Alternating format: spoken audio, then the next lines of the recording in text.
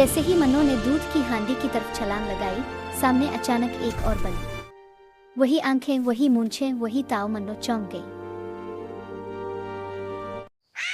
अरे ये कौन बदतमीज है जो मेरी नकल उतार रही है? इसने पंजा मारा, पंजा वापस आया। इसने गरुआहट लूट आई। वो आईना था और इसमें कैद थी मन्नो की अपनी चालाकी।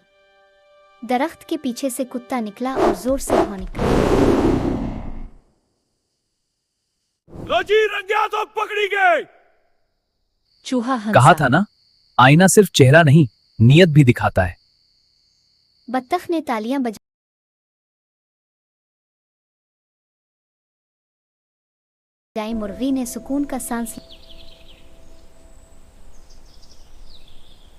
लिया। हता के कछुआ भी मुस्कुराया। मन्नो की मूंछें झक गईं। पहली बार इसे अपनी ही शक्ल से शर्मिंदगी हुई।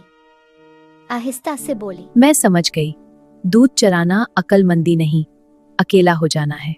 कुत्ते ने हांडी आगे बढ़ाई। मन्नो ने एक नजर आईने पर डाली और दूसरी दोस्तों पर। इस रात मियांपुर में दूध भी था, पेट भी भरे थे और एक चालाक बलि कुछ कम चालाक हो चुकी थी। आज से दूध सबका, अकेले चोरों का नहीं।